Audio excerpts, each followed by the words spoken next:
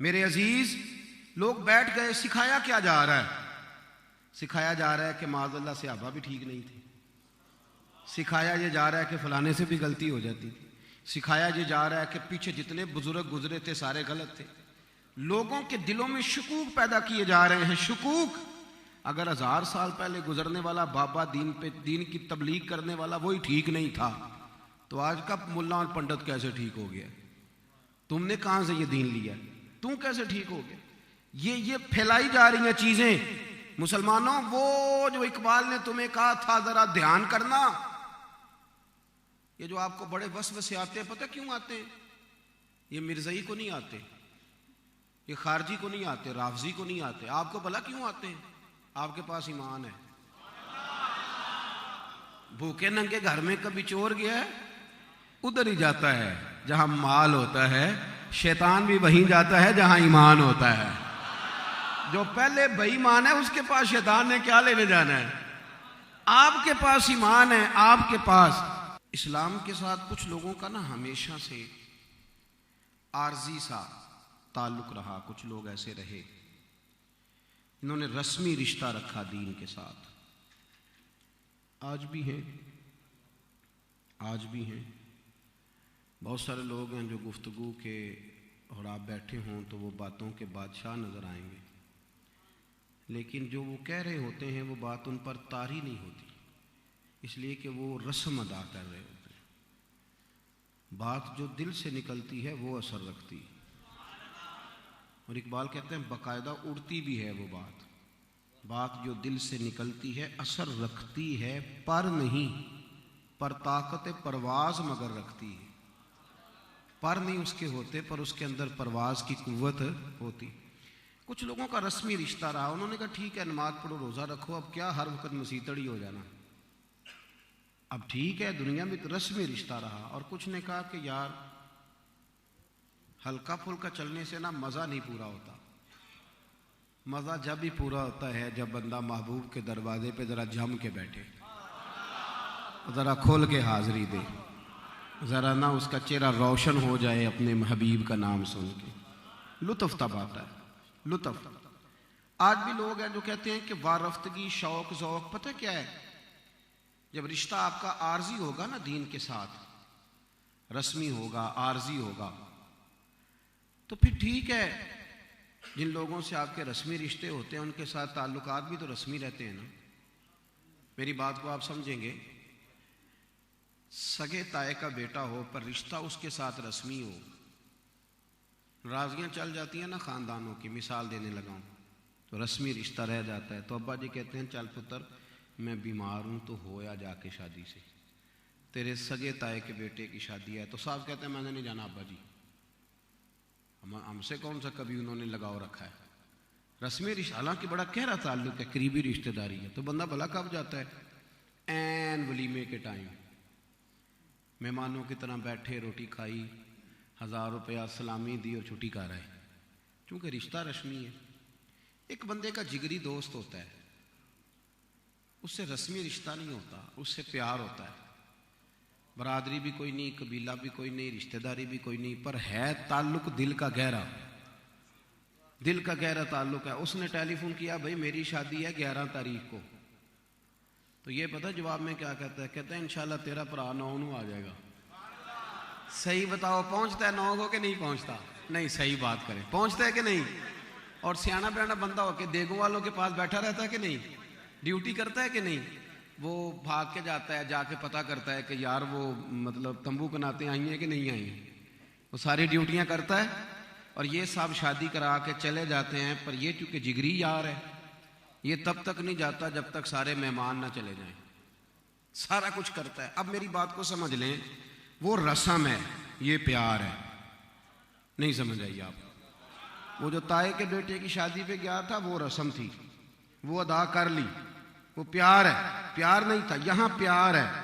यहाँ ना इसका पहले तो ये गया बड़ी जल्दी, फिर आने को दिल ही नहीं कर रहा, शौक से। हालांकि इसका स्टेटस ऊंचा था, देगों वाले के पास बैठने का म्यार नहीं था, पर बैठा है क्योंकि यार की शादी है ना। अब बात को समझ लें, बात को समझ लें। अब्दुल्ला इब्न अबी सलोल मुनाफिक था, नबी पाक के पीछे नमाजें पढ़ता था। वो जिहाद में भी चला जाता था, पर जब उससे कहा जाता था ना कि तुम नबी पाक की गुलामी करो, तो वो कहता था क्या मतलब है तुम्हारा, अब मैं माज़अल्लाह इबादत करूं, पढ़ता तो हूं नमाज, देता तो हूं ज़कात। उसका ताल्लुक रस्मी था, अगरचे बड़ा वज़ादार आदमी था। फिर बिलाल हबशी का ताल्लुक रस्मी नहीं था। या रसूल अल्लाह सल्लल्लाहु अलैहि वसल्लम काम खत्म हो गए, मुझे इजाजत है थोड़ी देर के लिए जाने की, तो हुजूर फरमाते बिलाल चले जाओ। एक दिन सलमान फारसी रदी अल्लाह तआला अन्हु कहने लगे कि ये जाता किधर है छुट्टी लेके। नबी करीम ने फरमाया जाओ जाके पता कर लो, पूछो कहां जाते हैं। सुनो संगियो, आपको नहीं मजा आएगा, आप जैसे गए वैसे रह जाएंगे। जब तक प्यार नहीं करोगे बनोगे नहीं, जब तक मोहब्बत नहीं करोगे गुजारा होगा नहीं। मेरे भाई समझो, हजरत बिलाल हुजूर से छुट्टी लेके निकले, सारी ड्यूटी हुजूर की मस्जिद में झाड़ू भी दिया, मेहमानों का ख्याल भी, और छुट्टी लेके निकले। लेकिन मकतब इश्क का दस्तूर निराला ही देखा, उसको छुट्टी ना मिली जिसने सबक याद किया। गए छुट्टी लेके तो जनाब सलमान फारसी फरमाते मैंने देखा जाते जाते जाते जाते ये 2 गलियां क्रॉस किए तो गए कहां, सैयदा फातिमा ज़हरा के घर। दरवाजे पे दस्तक दी, कौन है? अम्मा जी मैं बिलाल हूं, जरा पर्दा कर ले, मैं चक्की ना पीस दूं आपकी, मैं जरा घर में झाड़ू ना दे दूं, मैं थोड़ी नौक ए इश्क तेरे सदके। क्या अंदाज है फाज़िल बरेलवी का, क्या और यार वाकई इश्क हो जाए तो सदके जाने को दिल करता है। आला हजरत बोलते हैं और आला ही बोलते हैं, कहते हैं इश्क तेरे सदके जलने से छूटे सस्ते, जो आग बुझा देगी वो आग लगाई है, जो आग बुझा देगी वो आग लगाई है, जो आग बुझा देगी वो आग लगाई। उस यार प्यार हो जाए ना, देखो एक पूरी साजिश की जा रही है, लोग बैठ गए हैं सोशल मीडिया पे, एक साजिश है पूरी। हमारे भी संगी चूंकि अब समझते नहीं ना, हम किसी को कह देना जरा मुरतब करके काम करो तो वो नाराज होने लग जाता है, कहता है मुझे काम से रोका जा रहा है। हम कहते हैं तरतीब के साथ चलो, मुरतब करके चलो, सुना करके अंदाज इख्तियार करो। मेरे अजीज लोग बैठ गए, सिखाया क्या जा रहा है? सिखाया जा रहा है कि माज़अल्लाह सहाबा भी ठीक नहीं थे, सिखाया ये जा रहा है कि फलाने से भी गलती हो जाती थी, सिखाया ये जा रहा है कि पीछे जितने बुजुर्ग गुजरे थे सारे गलत थे। लोगों के दिलों में शकूक पैदा किए जा रहे हैं, शकूक। अगर 1000 साल पहले गुजरने वाला बाबा दीन की तबलीग करने वाला वही ठीक नहीं था, तो आज का मुल्ला और पंडित कैसे ठीक हो गया?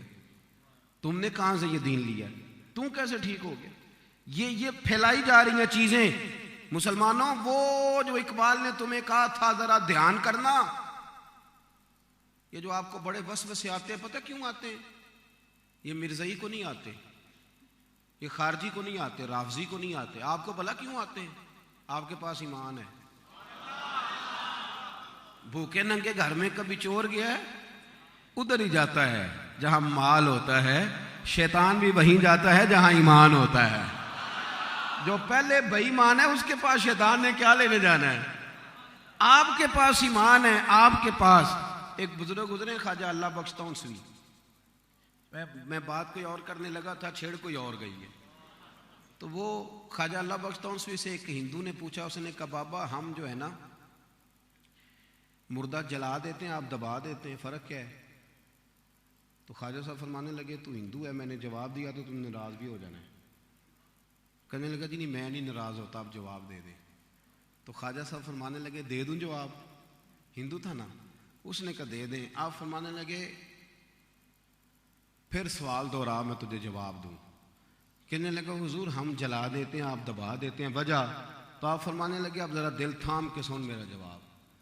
फरमाने लगे कचरे जलाए जाते हैं, खजाने दबाए जाते हैं। ये जो कचरे होते हैं ना, कचरे जलाए जाते हैं ना जी। कभी किसी ने खजाना भी जलाया है? फरमाने लगे तुम बेईमान हो तो कचरे हो, तुम्हें जलाया जाता है। हमारे सीने में मोहम्मद अरबी का ईमान मौजूद है, हम नबी पाक पे ईमान रखते हैं। तो अल्लाह फरमाता है ये खजाना है, इसे पहले कंधों पे उठाओ, गुस्ल कराओ, सफेद लिबास पहनाओ, फिर इसे अदब से दबाओ, इसलिए कि खजाने दबाए जाते हैं। हम अहले मोहब्बत हैं यारो, हर रोज बिशारत होती है। हम हर शाम मदीने जाते हैं, हर रोज ज़ियारत होती है। हम हर शाम मदीने जाते हैं, ये मेरी करामत ना समझ लेना, शेर सुना रहा हूं। ये भी बड़ा मसला है ना, बाहर शह बच बच के करनी पड़ती है। अब तो हम अपना कमाल भी नहीं सुना सकते किसी को, क्या करें हैं जी। हर हर हर शाम मदीने जाते हैं और हर रोज जियारत होती। मेरे अजीज, ये जो अगर आप करेंगे ना कि ठीक है मैं नमाज तो पढ़ता हूँ, रोज़ा तो रखता हूँ, तो रोने की क्या ज़रूरत है, तो इश्क करने की क्या ज़रूरत है, तो सुनो कुरान मजीद ने कहा या अय्युहल्लज़ीना आमनू ला तरफ़ऊ अस्वातकुम फ़ौक़ सौतिन नबी। ए ईमान वालो, तुमने ना खाली नमाज ही नहीं पढ़नी, रोज़ा ही नहीं रखना, ज़कात ही नहीं देनी, सिर्फ हज ही नहीं करना, तुमने ना ख्याल करना है कि तुम्हारी आवाज़ मेरे महबूब की आवाज़ से ऊंची ना हो जाए। आवाज़ का वज़न होता है। आपकी कितने किलो की है, मेरी कैसे तोले? कोई ऐसा थर्मामीटर जिसे जांचा जा सके कि ये आवाज़ अब 15 पॉइंट पे चली गई है। अब मेरी बात को समझे। कहा जब तुमने, और हर आदमी की आवाज़ का फ़र्क होता है, कुछ लोग बोलते हैं तो कहना पड़ता है ज़रा दोबारा बताना, और कुछ बंदे बोलते हैं तो उन्हें कहना पड़ता है यार मैं बहरा तो नहीं ना, मस्जिद में ऊंचा नहीं है यार, मैं को बहरा तो नहीं ना, मेहरबानी कर ज़रा आस्ता बोल ले, है ना जी ये फ़र्क। अब हर आदमी को अल्लाह ने आवाज़ दी। फरमाया जब दरवाज़ा रसूल पे आना तो तू अपनी आवाज़ का वॉल्यूम चेक कर। हाँ, ए पाए नज़र होश में आ, ये कुव्वे नबी है, आंखों से भी चलना यहाँ बेअदबी है। ख्वाजा गुलाम फखरुद्दीन सियालवी रहमतुल्लाह अलैह फरमाया करते थे कि मैं बाबे जिब्रील पे, बाबे जिब्रील है ना हुजूर के कदमों की साइड, बाबे बकी के साथ बाबे जिब्रील है, तो कहते मैं वहाँ खड़ा था तो हजरत जिब्रील भी खड़े थे। आलम तसव्वुरात की बात करते हैं, कहते उन्होंने हाथ बांधा हुआ था और ना वो आहिस्ता आहिस्ता बात कर रहे थे। कहने लगे बाबे जिब्रील के पहलू में ज़रा धीरे से, फ़ख्र कहते हुए जिब्रील को यूं पाया गया, हमने पलकों से दरे यार पे दस्तक दी है, क्योंकि ऊंची आवाज़ हुई तो उम्र का सरमाया गया। ये जो आदाब है ना, ये आदाब, ये आपको ना नबी पाक के करीब रखेंगे। मैं सही कह रहा हूँ, ये आपको दीन ना खुदारा किसी शैतान के हत्थे ना चढ़ जाना, वरना अंदर का खजाना लूट के ले जाए।